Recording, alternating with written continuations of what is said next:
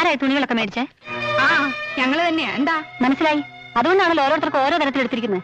അല്ലാണ്ട് പിന്നെ കഴുതയും കുതിരയും ഒരു തൊഴുത്തിൽ കെട്ടാൻ പറ്റുമോ? ആ, കഴുത ആരാ കുതിര ആരെന്നൊക്കെ എല്ലാവർക്കും അറിയാം. മേടിക്കുന്നെങ്കിൽ എല്ലാവർക്കും ഒന്നുപോലെ മേടിക്കണം, അല്ലാതെ മരുമക്കളെ എങ്ങനെ തരംതിരിച്ച് കാണരുത്. ഞങ്ങളുടെ കാര്യം പോട്ടച്ച, ചന്ദ്രേച്ചി നിവൃത്തിയില്ലാത്തവളാണെന്ന് കരുതി ഇങ്ങനെ തരം താഴ്ത്തരുത്. തരം താഴ്ത്തണോ വേണ്ടായെന്ന് ഞങ്ങൾ തീരുമാനിച്ചോളാം. നീ നിന്റെ കാര്യം നോക്കിയാൽ മതി. ഓ, എന്റെ കാര്യം ഞാൻ നോക്കിക്കോളാം. അതിനൊന്ന് സമ്മതിച്ചാൽ മതി. നിങ്ങളുടെ ഇഷ്ടത്തിന് ജീവിക്കാൻ ഞങ്ങൾ ഇവിടുത്തെ വേലക്കാരൊന്നും അല്ല. ഞാൻ അപ്പോഴേ പറഞ്ഞതാ ഇതൊന്നും വേണ്ടാന്ന്. ഇപ്പൊ എടുത്തു തന്നതാ കുറ്റം.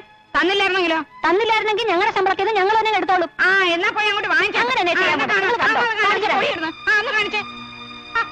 അങ്ങനെ വിട്ടാ കൊള്ളത്തില്ല. ഞാൻ അപ്പോഴേ പറഞ്ഞ എടുക്കുമ്പോ എല്ലാവർക്കും ഒരുപോലെ എടുക്കണമെന്ന്. അതായിരുന്നെങ്കിൽ ഒരു 1000 രൂപയ്ക്കകത്ത് തീർന്നേനെ. ഇപ്പൊ അവൾ പറഞ്ഞു പോലെ കേട്ടില്ലേ? ഓരോരുത്തരും അവരവരുടെ ശമ്പളത്തിൽ നിന്ന് ചെലവാക്കാൻ തുടങ്ങിയാൽ ഞാൻ ഇവിടെ ഇരുന്ന് മൂക്കിട്ട് ഇക്ഷാന്ന് എഴുതേണ്ടി വരും. ഇറങ്ങി പോകും ദേവി. പാലുള്ളൂന്ന് ഇപ്പൊ മനസ്സിലായില്ലേ? വീട്ടിലുള്ള ആണുങ്ങളെ അവർക്ക് പേടിയില്ല. നമ്മളിവിടെ മിണ്ടാതിരുന്നാലേ കിളവനും കിളവനും കൂടെ നമ്മളെ ചവിട്ടി തേക്കും. ശരിയാ, ശ്രീദേവിച്ച് അത്രയും പറഞ്ഞുകൊണ്ട് എല്ലാവർക്കും ഒരുപോലത്തെ സാരി കിട്ടി. നമ്മൾ ഇങ്ങനെ ഒരുമിച്ച് ഇവര് ശരിക്കൊരു പാഠം പഠിപ്പിക്കാം. നോക്ക്,